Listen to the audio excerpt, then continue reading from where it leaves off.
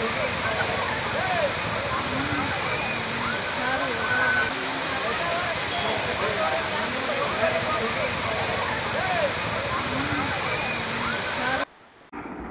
Hello ನಮಸ್ತೆ ಕರ್ನಾಟಕ. ನಾನು ನಿಮ್ಮ ಪ್ರೀತಿಯ ವಿಜೆ ಭರತ್ ಮಾತಾಡ್ತಾ ಇದ್ದೀನಿ. ತುಂಬಾ ದಿನಗಳಿಂದ ಅನ್ಕೊಳ್ತಾ ಇದ್ದೆ ಶ್ರೀನಿವಾಸ ಸಾಗರ ಡ್ಯಾಮ್ ಹೋಗ್ಬೇಕು ಅಂತ.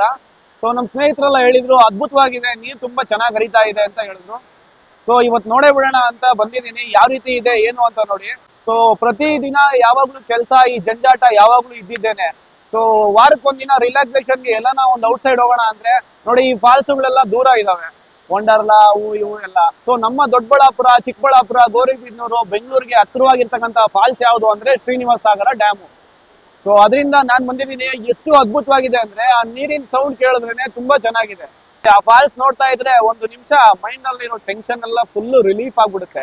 ಸೊ ಯಾವ ರೀತಿ ಇದೆ ಏನು ಅನ್ನೋದನ್ನ ಫಾಲ್ಸ್ ನ ನೀವೇ ನೋಡಿ.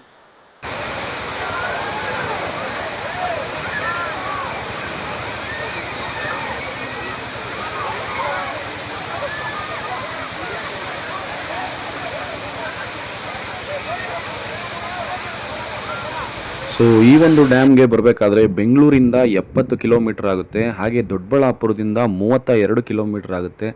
ಚಿಕ್ಕಬಳ್ಳಾಪುರದಿಂದ 13 ಕಿಲೋಮೀಟರ್ ಆಗುತ್ತೆ. ಇದು ಗೌರಿಬಿದನೂರು, ಮಂಚೇನಹಳ್ಳಿ ಸಮೀಪ ಬರುತ್ತೆ. ಸೊ ಯಾರೆಲ್ಲ ಈ ಒಂದು ಮನಮೋಹಕವಾಗದಂತಹ ದೃಶ್ಯಗಳು ನೋಡಬೇಕು ಅಂದ್ಕೊಂಡಿದ್ದೀರೋ ಖಂಡಿತ ಬನ್ನಿ, ಆದರೆ ಸೇಫ್ ಆಗಿರಿ. ಸೊ ನಾನು ಸಾರ್ವಜನಿಕರಲ್ಲಿ ಕೇಳೋದೇನಪ್ಪ ಅಂತಂದರೆ, ನೋಡಿ ಯಾವ ರೀತಿ ಜನ ಹುಚ್ಚೆದ್ದು ಮೇಲಾಗ್ತಾ ಇದ್ದಾರೆ. ಆ ಬರ್ತಾ ಇರ್ತಕ್ಕಂಥ ನೀರಿನ ರಭಸಕ್ಕೆ ಆಲ್ರೆಡಿ ಅಲ್ಲೆಲ್ಲ ಪಾಚಿ ಇದೆ.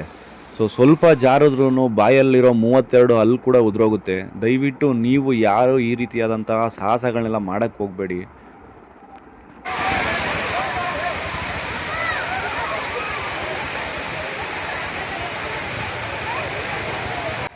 ಸಿಗೋಣ ಮತ್ತೊಂದು ವಿಡಿಯೋದಲ್ಲಿ. ಇಂತಿ ನಿಮ್ಮ ಪ್ರೀತಿಯ ಭರತ್. Thank you.